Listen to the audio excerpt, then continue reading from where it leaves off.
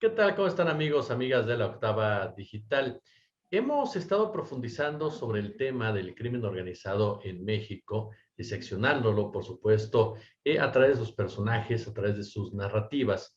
Pero hay una familia que no puede escapar precisamente a este análisis, y es la familia Zambada, la familia encabezada por Ismael El Mayo Zambada, que ya tiene, por supuesto, a sus herederos. ¿Y quién mejor que Anabel Hernández, quien ha escrito sobre esta familia, sobre estos personajes a través de diversos libros, entre ellos El Traidor, sumamente recomendable, y a quien como siempre me siento honrado de entrevistar? ¿Cómo estás, mi querida Anabel? ¿Qué ¿Qué dice? tal, Jesús? ¿Qué tal, Jesús? Saludos a ti y al auditorio.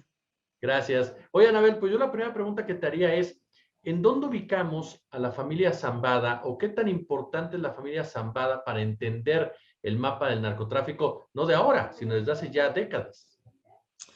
Bueno, pues habría que entender que Ismael El Mayo Zambada y su hermana Modesta Zambada son realmente los pilares de esta organización criminal. Cuando Ismael Zambada aún era pues joven, adolescente, su hermana Modesta se casa con un hombre cubano al que le decían el Nico. Y este hombre cubano es el que realmente mete a la familia Zambada en el mundo del narcotráfico. Este cubano ya había estado en Nueva York, ya había estado en diferentes puntos de Estados Unidos traficando drogas, lo detienen en algunas ocasiones, le dan pocos años de prisión hasta que finalmente él se desplaza y llega a Culiacán, donde entonces vivía a las afueras de Culiacán la familia Zambada, y es ahí donde empieza la carrera criminal del Mayo, que antes de este cuñado que llega y les cambia la vida, él se dedicaba a lavar llantas de los camiones, tractocamiones, ahí en el ingenio azucarero. Es lo que él mismo le contó al abogado Fernando Gagiola, y es lo que el propio abogado Gagiola me cuenta a mí, un abogado de la familia, un abogado que trabajó muchos años para la familia Zambada y que se convierte en uno de mis informantes. Oye, entonces la vida del Mayo Zambada, por ejemplo, cuando se involucra con el narco, es diferente a la del Chapo Guzmán, que se dice se involucra por una cuestión de pobreza, de escasez. En el caso del Mayo Zambada sería por una cuestión familiar. De familiar y evidentemente pues de escasez. El Mayo Zambada se casó muy joven, se roba a su esposa, a la señora Rosario Niebla, se casan muy jóvenes, ella mayor que él, se casan muy jóvenes y bueno, se supone que no tenía para mantener a esta familia y que sí, como ocurre mucho en estos tipos de casos, una de las razones por las que habría entrado al tráfico de drogas fue por necesidad, pero entra por la puerta grande, que esa es la grandísima diferencia entre otros narcotraficantes como el Chapo, que tenía que ser pistolero, como el propio Caro Quintero, como tantos otros que pues empiezan de chalanes y que llegan a la cúspide. Bueno, en este caso, Ismael El Mayo Zambada entra por la vuelta grande del lado del brazo de Nico y de hecho se convierte en un importantísimo operador de su cuñado allá en Los Ángeles, California. Realmente la leyenda del Mayo, la estructura, la forma de hacer negocios criminales que le da vida al cártel de Sinaloa nace en Culiacán en el sentido práctico de que es ahí donde llega Nico a casarse con Modesta Zambada, pero realmente, operativamente, criminalmente, el Mayo Zambada empieza en Los Ángeles, California, que dijéramos es, por llamarlo de alguna manera, la segunda matriz del cártel de Sinaloa. Es una cosa muy poco conocida, pero yo pude reconstruir toda la historia a través, basada en parte de la información que me dio Fernando Gagiola. Yo me metí a cuestiones de hemeroteca, porque las historias de Nico llegaron hasta el New York Times. Oye, este punto que mencionas, Los Ángeles, California y Culiacán, ¿cuál es la diferencia en su operación de lo que hace el Mayo en Los Ángeles a cómo opera a través de Sinaloa para el país? No, no entiendo tu pregunta, disculpa. Sí, la forma como opera, ahorita nos mencionabas, el vínculo en Los Ángeles, California, del Mayo Zambada. ¿Hay diferencias en cómo opera en México por la razón de que está en California y que está en Estados Unidos? ¿O es una forma similar la que opera el Mayo Zambada? En realidad es una forma similar, son operaciones espejo por el Mayo Zambada y por Nico y por este clan familiar de narcotráfico, son empresas espejo en Sinaloa y utilizan muchas de estas empresas, muchas de ellas legales, transporte de carga, pipas de gasolina, transporte de vegetales, etcétera, etcétera, y las utilizan para estar traficando la droga a Los Ángeles. Yo le vería realmente como una operación espejo. Hay una anécdota que el Mayo Zambada le cuenta a los hermanos Flores. El Mayo Zambada y el Chapo Guzmán, ya estamos hablando del 2009, 2010, se hacen socios, tienen como socios sus compradores, sus principales compradores de cocaína, de drogas en Estados Unidos, es un par de gemelos, los hermanos Flores, ahí en Chicago. Y estos hermanos Flores viajan a Sinaloa para conocer al Mayo, para que el Mayo pues, les diera el visto bueno y les dijera, bueno, ok, sí, podemos hacer negocios. Y el Mayo les cuenta, pues casi con orgullo, que él sí sabe traficar drogas ahí dentro de Estados Unidos, y esas no son jaladas, ¿no? Que eso sí es mucho más difícil de hacer que en México y que él era muy buen traficante ahí en Chicago, en Nueva York, repito, siempre recordando aquellos episodios cuando empezó con su cuñado Nico, que Nico ya tenía una estructura criminal montada. Esta formación, Anabel, de Ismael Zambada al lado de su cuñado, el hecho de haber estado en Estados Unidos, nos respondería al perfil que tiene de un hombre más negociador, alejado de repente de la violencia que emanaba del Chapo o los propios Arellano Félix o el caso del Mencho. Esa formación es la que da el perfil actual del Mayo Zambada. Absolutamente. Yo cuando estuve haciendo este libro del traidor, tratando de reconstruir la biografía de El Mayo Zambada, en paralelo a la biografía de Vicente Zambada Niebla, su hijo mayor, que es el protagonista de este libro, El Traidor, cuando obtengo el diario escrito de puño y letra de Vicente Zambada Niebla, bueno, pues me doy la tarea justamente de tratar de entender eh, cuáles son las características particulares que generan a un personaje como el Mayo, que lo hemos comentado otras veces. El cártel de Sinaloa, la facción del Mayo, de cártel de Sinaloa, tiene presencia en más del 60% del planeta. Es un hombre que apenas en plena época del COVID, estaba viendo cómo mandar toneladas de cocaína a Italia, particularmente a través de Sicilia. Es un hombre que todo el tiempo está pensando en los negocios. Y sí, para mí no hay otra manera de explicarlo, si no es a través de Nico, de este cuñado, porque Nico tampoco era un narcotraficante común y corriente. Nico había sido, no recuerdo en este momento, si militar o policía en Cuba.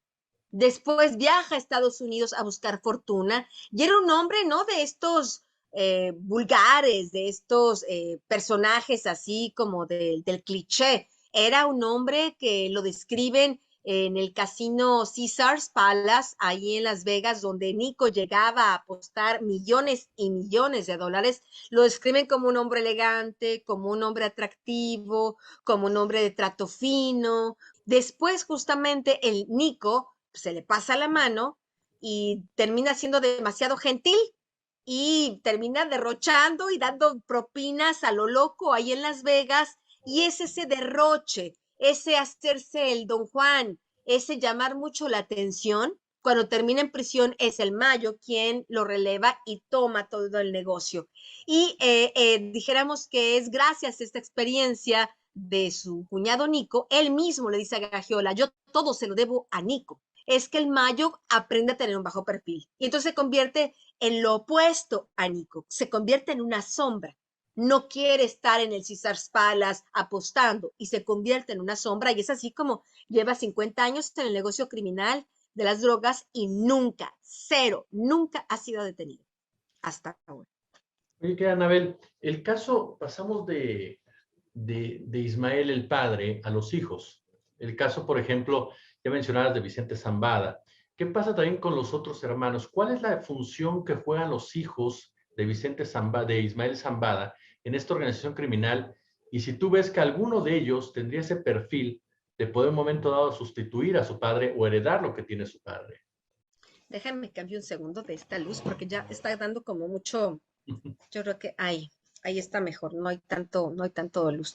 Em, bueno, en realidad esta parte de quién heredará el imperio del Mayo, y es una cosa que aunque no parezca, es una cosa importante porque la estabilidad, y digo, siempre hablando de criminales, por supuesto, ¿no? De gente que mata, que extorsiona, que trafica personas, etcétera, etcétera, pero guste o no, la estabilidad que le da el Mayo Zambada al cártel de Sinaloa, pues genera cierta estabilidad en los envíos, en la calidad de la droga que se vende en Estados Unidos, que para este país es una cuestión de seguridad nacional, que la gente no se les esté muriendo por sobredosis, ¿no?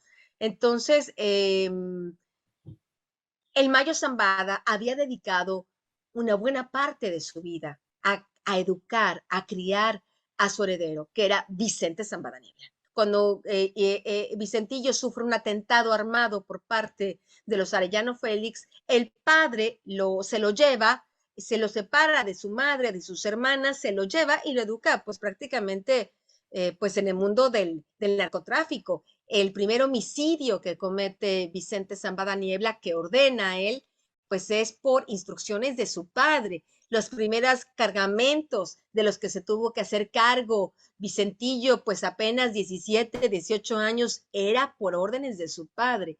Entonces, después de que sabemos, Vicentillo fue detenido en México en esta guerra entre los carteles de la droga de traiciones y de cómo utilizaban a diferentes instituciones del gobierno de México para tener unos a cártel de Sinaloa, otros a los Beltrán Leiva, etcétera, etcétera. Cuando en el 2009 es detenido Vicente Zambada Niebla y en 2010 es llevado extraditado a Estados Unidos, y cuando en 2011, 12 comienza a colaborar, pues el padre sabe que lo ha perdido para siempre. Y me parece que desde entonces busca un sustituto. No hay en la familia Zambada hasta ahora un sustituto así claro, concreto, tan fuerte, con tanto liderazgo y credibilidad que tenía este muchacho, este señor Vicente, ahora señor Vicente Zambada Niebla. Me parece que aún no hay un heredero claro en el clan Zambada. La familia Zambada, al igual que el Mayo Zambada, nos parece de un perfil bajo. Tú corrígeme, por favor, tú eres la experta.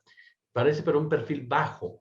Esto es precisamente yo un comportamiento general de parte de ellos, de entender que así se debe llevar a cabo un negocio. Y vuelvo al comparativo con quien fue su compadre, con la familia Guzmán Loera, que por lo regular siempre nos enterábamos que si los chapitos de aquí, si estaban de fiesta, si iban para acá, si iban para allá, no lo vemos del otro lado. Eso es precisamente parte de su comportamiento. Mencionada a Modesta, es parte ya de una manera de operar, de actuar por parte de los Zambada, o es una forma en un momento dado incluso de alejarse de toda esta violencia que se genera dentro del propio crimen organizado. Tenemos que tomar en cuenta que el Mayo Zambada tiene al menos 18 hijos con mujeres diferentes. Y lo que tendríamos que diferenciar entre una familia y otra. Por ejemplo, la familia Zambada Niebla, que es el primer núcleo familiar que tiene el Mayo Zambada con su esposa, que algunos dicen que se divorció, otros que nunca se ha divorciado y que ella sigue siendo la única y legalmente esposa del Mayo Zambada. Él tiene 4 hijos con ella, Vicentillo y 3 hermanas. Y esta familia en particular sí es de muy bajo perfil. Pero otros hijos que tuvo con otras esposas, como Serafín Zambada, no olvidemos que estaba ahí con las fotos de los leones y en el Facebook. Es parte de su ruina, porque él también cae en prisión. Y después tenemos al Mayito Gordo, otro de los hijos con otra mujer de apellido imperial, con la que procreó el Mayo a este hijo, pues descarrilado, porque también se pone en el Facebook y las fiestas y los vehículos y las joyas y llamando la atención, y también es detenido. De hecho, cuando los hermanos de Vicente son detenidos, yo me acuerdo que el abogado decía que supuestamente Vicentillo, ahí en una prisión en Chicago, estaba muy triste, que porque él cuando estaba encargado de la familia, mientras su papá traficaba drogas, Vicentillo era el que mantenía a las amantes, a las mujeres, el harem que tenía el Mayo Zambada, él les llevaba a cada una su mensualidad y él se hacía cargo de mantener a raya a los hermanastros, de que no se pusieran, que no se metieran en problemas.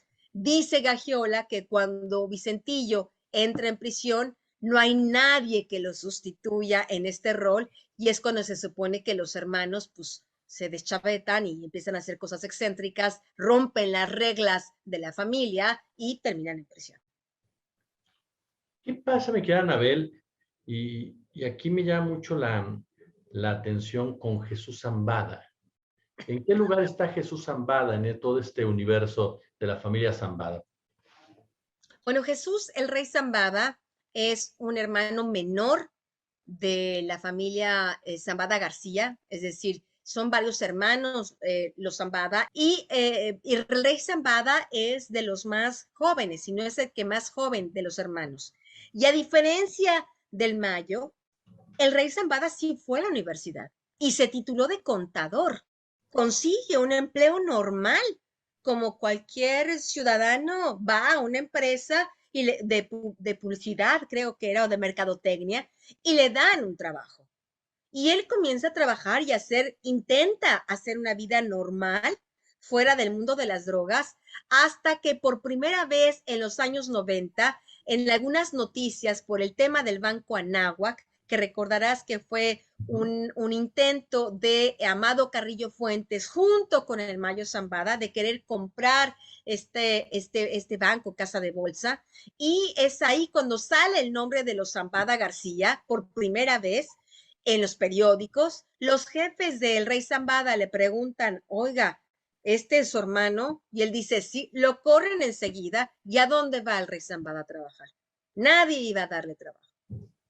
El Mayo se aprovecha y le da trabajo a su hermano y le fastidia la vida para siempre.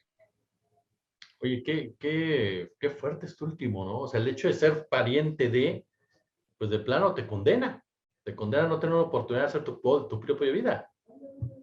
Es lo que el propio rey Zambada contó. Tengo toda la transcripción de todo lo que narró en aquel juicio del Chapo Guzmán en 2018-2019 y es parte de lo que él mismo cuenta. Claro. Que después no tenía trabajo como contador y es ahí cuando se mete a hacerle la contabilidad a la organización criminal de su hermano, solo que pues ahora no era una empresa legal, sino una empresa ilegal y tenía que contar las entradas y salidas de los cargamentos y toneladas de droga y las entradas y salidas de los millones y millones de dólares de la organización criminal. Mi querida admirada Anabel Hernández, yo como siempre te agradezco muchísimo, de verdad, este análisis, esta lectura y tu generosidad con la octava. Al contrario, Jesús, muchísimas gracias y un saludo al auditorio. Gracias.